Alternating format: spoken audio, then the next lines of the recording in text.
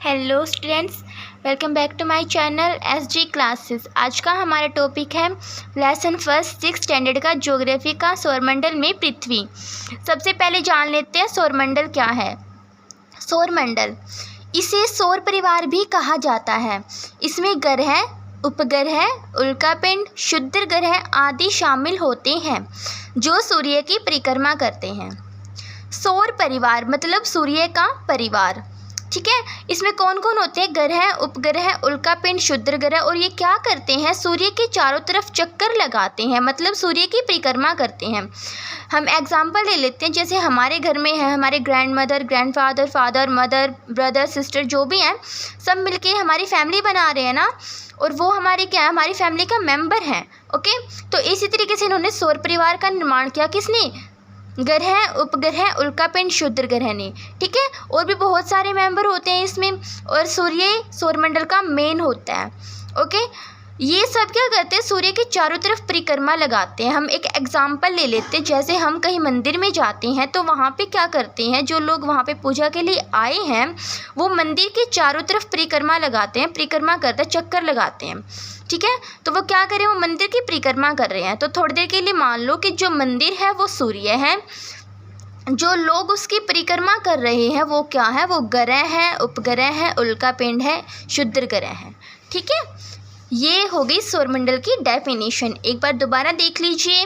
इसे सौर परिवार भी कहा जाता है।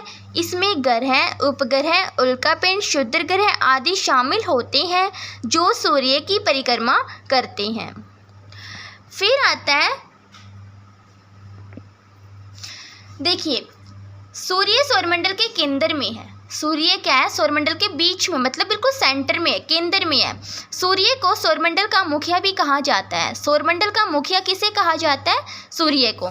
ओके, फिर जब हमारा ब्रह्मांड बना था ना, तो इसकी उत्पत्ति को लेके विभिन्न विद्वानों के विभिन्न मत थे। कोई कुछ कह रहा था, कोई कुछ कह रहा था। तो बहुत सारे सर्च किए उन्होंने, देखा कैसे क्या है, हर एक चीज़ के पीछे कोई लॉजिक लगाया। तो जिन चीज़ों ने हमें सेटिस्फाइड किया उन चीज़ों को हमने एक्सेप्ट कर लिया, लेकिन जिन चीज़ों में कुछ लिमिटेशंस रह गई थी, कुछ कमियां रह गई थी, उन्हें हमने रिजेक्ट कर दिया। ओके, तो अब हम देख लेते पृथ्वी व सूर्य के विषय में विद्वानों के मत। देखिए, सबसे पहले विद्वान आए थे अरस्तु। अरस्तु क्या थे? ये यूनान के एक दार्शनिक थे। अरस्तु कौन थे? यूनानी दार्शनिक।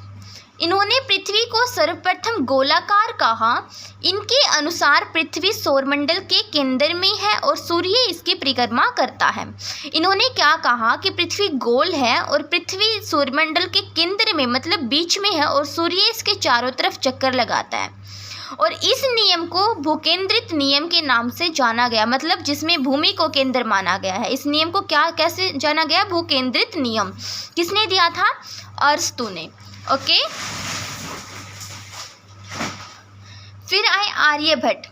इन्होंने सूर्य को केंद्र माना और पृथ्वी को इसकी परिक्रमा करते हुए बताया। इन्होंने कहा कि सूर्य सौरमंडल के बीच में, पृथ्वी इसके चारों तरफ चक्कर लगा रही है। आर्यभट्ट भारतीय विद्वान थे। आज अगर हम मैथ्स पढ़ते हैं, ज्योग्राफी पढ़ते हैं, तो आर्यभट्ट के बारे में काफ़ी कुछ सुनने में आता है। ओके, तो ये था आर्यभट्ट का कथन। इसके जो नियम था, इसे सूर्य केंद्रित नियम के नाम से जाना गया। क्या, किस नियम से? सूर्य केंद्रित नियम, जो किसने दिया था? आर्यभट्ट ने। ओके, देख लीजिए।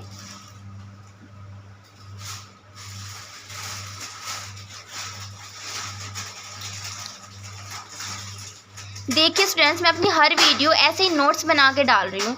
ये इसीलिए डाल रही हूँ ताकि आपके स्टडी में काफ़ी कुछ हेल्पफुल मतलब मेरी वीडियोस रहें। तो मैं यही चाहती हूँ कि आप भी इन सब चीज़ों को फॉलो करो। ओके, फिर आती है स्टूडेंट्स ब्रह्मांड की उत्पत्ति। ठीक है, ब्रह्मांड कैसे बना? ब्रह्मांड की उत्पत्ति को लेके बहुत सारे विद्वान ने बहुत सारे मत दिए थे, लेकिन आज जो हमारा आधुनिक मत है वो कौन सा है? Big bang. बिग बैंग की घटना से ब्रह्मांड की उत्पत्ति मानी जाती है। यह सिद्धांत जॉर्ज लेमेटर ने दिया था। जॉर्ज लेमेटर, इन्हें जॉर्ज लेमेत्रे भी कहा जाता है। ये ब्राज़ील के रहने वाले थे। कहाँ के रहने वाले थे? ब्राज़ील के रहने वाले थे। ओके, फिर आता है आकार के आधार पर ग्रहों का कर्म। आकार के आधार पे सबसे पहले जुपिटर। एक मिनट, मैं आपको बीच में कुछ दिखाना भूल गई। एक बार मैं आपको ग्रहों के बारे में बताती हूँ सीरीज वाइज। ये देखिए स्टूडेंट्स, ये हमारे सौरमंडल के ग्रह हैं, सीरीज वाइज है ये। फिर हम पढ़ेंगे आकार के आधार पे। ओके, पहले है सूर्य। सूर्य सौरमंडल का केंद्र माना जाता है, मुखिया है। उसके बाद है बुध, फिर शुक्र, फिर पृथ्वी, फिर मंगल, फिर बृहस्पति, फिर शनि, फिर यूरेनस, फिर नेपच्यून। यूरेनस को हिंदी में अरुण कहते हैं, नेपच्यून को हिंदी में वरुण कहते हैं। ओके, इंग्लिश में इनके नाम है sun, Mercury, Venus, Earth, Mars, Jupiter, Saturn, Uranus, Neptune. Okay, तो अब सबसे मेन जो मैंने डिफ़िकल्टी मैंने खुद फील किया वो ये थी कि मुझे ग्रह कभी याद ही नहीं हुए थे। इसलिए तो क्या हुआ, एक ट्रिक मैंने देखी, ये है यहाँ पे, my very efficient mom just served us nuts. Okay, my very efficient mom just served us nuts. तो आप क्या करो, आप इंग्लिश में इन्हें याद करो, फिर उसके बाद इनके हिंदी में मीनिंग लर्न करो। जैसे भी मर्करी को हिंदी में क्या कहते हैं, अर्थ को, मार्स को हिंदी में क्या कहते हैं, ये चीज़ें याद कर लो। आप इंग्लिश में कैसे याद करोगे, जैसे एम से माई का एम ले लिया मतलब मर्करी, वेरी का वी मतलब वेनस, इफ़िशिएंट का ई मतलब अर्थ, मॉम का एम मतलब मार्स, जस्ट का जे मतलब जुपिटर, सर्व्ड का एस मतलब सैटर्न, यूअस का यू यूरेनस, नट्स इसका एन मतलब नेपच्यून। ओके, ये है हमारे ग्रह। फिर है आकार के आधार पर ग्रहों का कर्म। आकार मतलब पहले सबसे बड़ा, फिर उससे छोटा, फिर छोटा, फिर छोटा, ऐसे। ठीक है, सबसे बड़ा है जुपिटर मतलब बृहस्पति, फिर सैटर्न मतलब शनि, यूरेनस मतलब अरुण, नेपच्यून मतलब वरुण, अर्थ मतलब पृथ्वी, वीनस मतलब शुक्र, मार्स, मंगल, मर्करी, बुध। आप सबसे पहले इन्हें याद कैसे करोगे, आप एक काम करो, आप सबसे बड़ा ग्रह याद कर लो। सबसे बड़ा ग्रह कौन सा है, बृहस्पति, जुपिटर है। कहा जाता है स्टूडेंट्स ये इतना बड़ा है कि इसमें 1300 पृथ्वी समा सकती है। अब देख लो हमारी पृथ्वी कितनी बड़ी है, और जो 1300 पृथ्वी इसमें समा सकते हैं तो ये कितना बड़ा होगा। इसे लाल धब्बे वाला ग्रह भी कहा जाता है, जुपिटर को लाल धब्बे वाला ग्रह भी कहा जाता है। तो सबसे पहले बड़ा ग्रह याद कर लो, जुपिटर है मतलब बृहस्पति है। फिर सबसे छोटा लर्न कर लो, बुध, मर्करी। ओके, फिर देखो बृहस्पति शनि साथ साथ होने हैं ना, अभी हमने सीरीज़ लर्न की थी इनकी प्लैनेट्स की, उसमें पहले बृहस्पति था और फिर शनि था।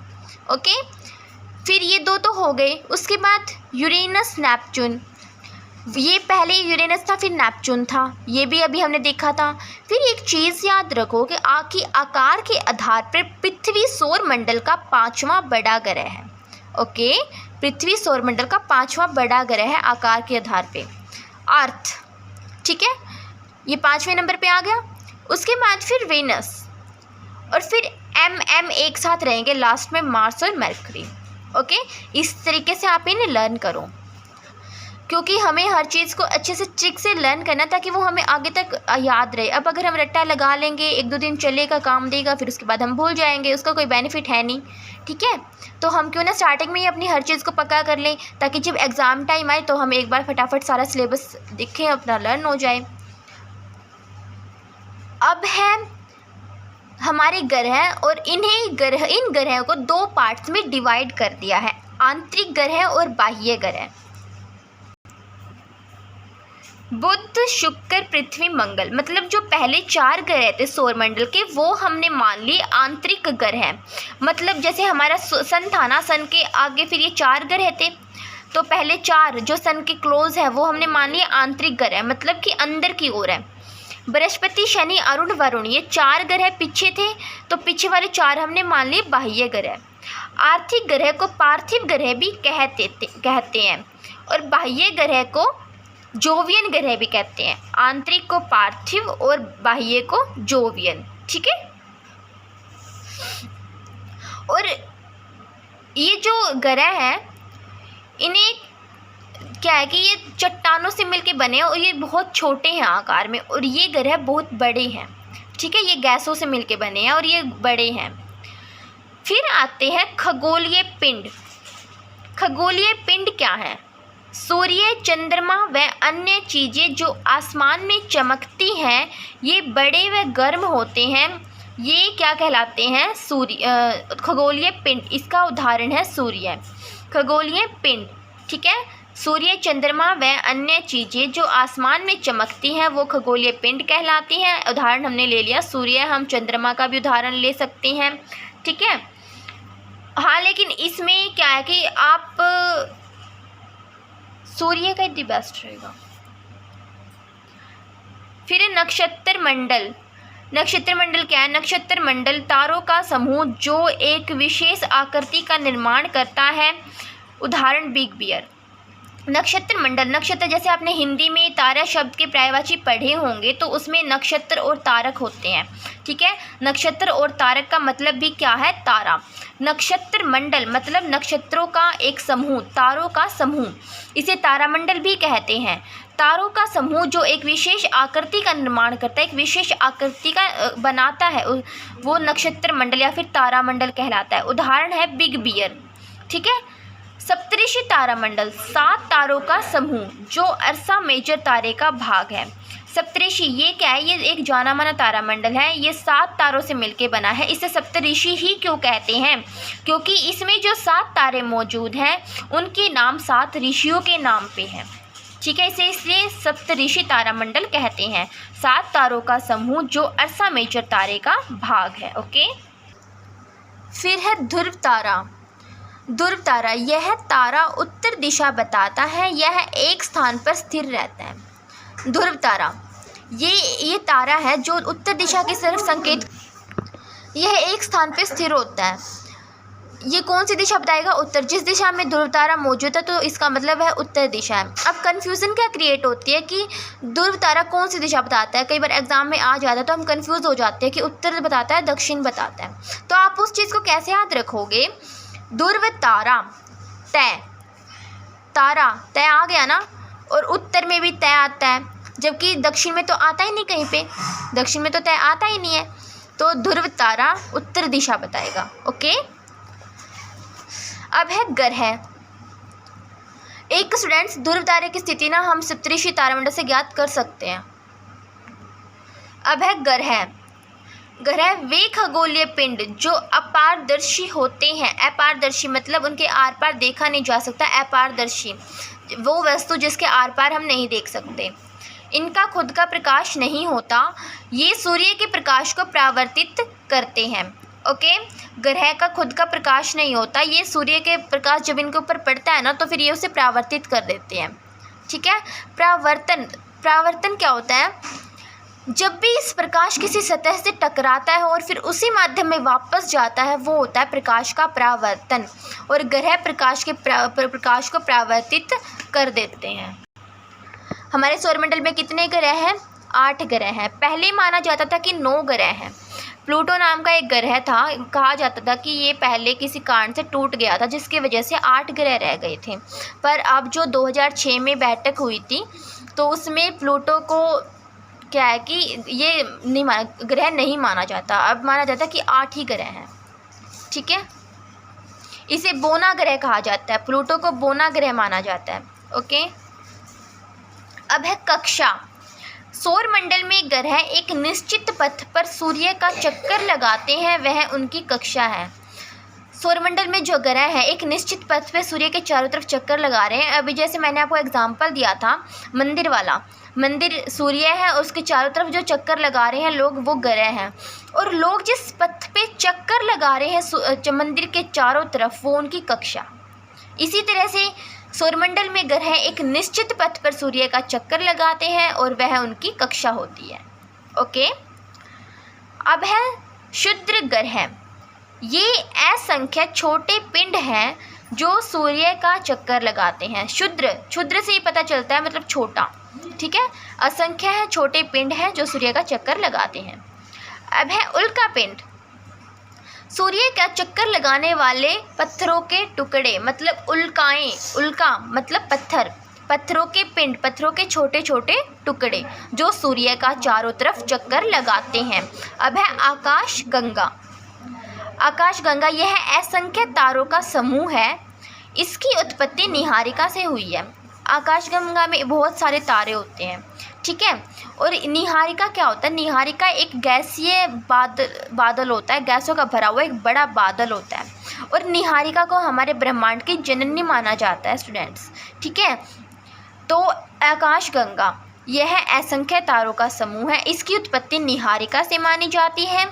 हमारा सौरमंडल मंदाकिनी नामक आकाश गंगा में है। कौन सी गंगा में? आकाश गंगा में, मंदाकिनी में, जिसे मिल्की वे के नाम से भी जाना जाता है, ठीक है। एक आकाश गंगा बहुत ही लंबी चौड़ी होती है और कहा जाता है कि जो इसका व्यास होता है वो होता है लगभग 80,000 से 1.5 लाख प्रकाश वर्ष के आसपास। अब है पृथ्वी। यह आकार के आधार पर सौरमंडल का 5वां बड़ा ग्रह है। इसे नीली ग्रह के नाम से जाना जाता है। इसके आकार को भूभाग कहा जाता है। अभी मैंने बताया था सौरमंडल में जो है 5वां बड़ा ग्रह है पृथ्वी। नीले ग्रह के नाम से इसलिए जाना जाता है क्योंकि इसके 71% भाग पे क्या है? जल है। इसके आकार को भूभाग कहते हैं। भूभाग क्यों कहते हैं? क्योंकि पृथ्वी जो है वो ध्रुवों पे से चपटी है, इसलिए इसके आकार को भूभाग कहते हैं। फिर है चंद्रमा। यह पृथ्वी का प्राकृतिक उपग्रह है। ये पृथ्वी के चारों तरफ चक्कर लगाता है। चंद्रमा क्या है? पृथ्वी का एक प्राकृतिक उपग्रह, ठीक है। और ये क्या करता है? ये इसके चारों तरफ चक्कर लगाता है, परिक्रमा करता है, ठीक है। व्यास इसका कितना है? 3475 किलोमीटर। और पृथ्वी से दूरी कितनी है? 3,84,377 किलोमीटर। ओके। अब जो चंद्रमा है ये पृथ्वी के चारों तरफ एक चक्कर 27 दिन में पूरा करता है। ओके, तो ये था हमारा चैप्टर। इस रिलेटेड कुछ एक्स्ट्रा क्वेश्चंस हैं स्टूडेंट्स, वो आप देख लो एक बार। ये इस चैप्टर से रिलेटेड एक्स्ट्रा क्वेश्चंस हैं। देखो, पृथ्वी व सूर्य के बीच की दूरी लगभग 14 करोड़ 96 लाख, मतलब लगा लो कि भाई 15 करोड़ के आसपास ही है किलोमीटर। सबसे बड़ा ग्रह बृहस्पति, सबसे छोटा ग्रह बुध, पृथ्वी के सबसे निकट ग्रह, सबसे अधिक चमकीला ग्रह इसे, और या फिर हम कह सकते हैं भोर का तारा कौन है? शुक्र। सबसे चमकीला तारा साइरिस, सबसे चमकीला तारा कौन सा है? Cyrus star. ओके। रात्रि में लाल दिखाई देने वाला ग्रह मंगल, भोर का तारा, सांझ का तारा या फिर पृथ्वी की जुड़वा बहन शुक्र को कहते हैं। हरा ग्रह वरुण, लाल धब्बों वाला ग्रह बृहस्पति, ऐसा ग्रह जिसका कोई उपग्रह नहीं है बुध और शुक्र के कोई भी उपग्रह नहीं है। ऐसा ग्रह जिसके सबसे ज़्यादा उपग्रह हैं, बृहस्पति सबसे बड़ा तो सबसे ज़्यादा उपग्रह भी होंगे। ओके। और जो ग्रह हैं वो सूर्य के चारों तरफ स्टूडेंट्स पश्चिम से पूर्व दिशा की तरफ चक्कर लगाते हैं। सिर्फ एक शुक्र और यूरेनस ऐसे ग्रह हैं जो पूर्व से पश्चिम की तरफ चक्कर लगाते हैं। ओके, तो ये थी हमारे इस चैप्टर से रिलेटेड कुछ एक्स्ट्रा क्वेश्चंस। अब जो इस चैप्टर की एक्सरसाइज के क्वेश्चंस जो हमें चैप्टर के लास्ट में दिए होते हैं वो हम करेंगे नेक्स्ट वीडियो में। अब तब तक के लिए थैंक यू।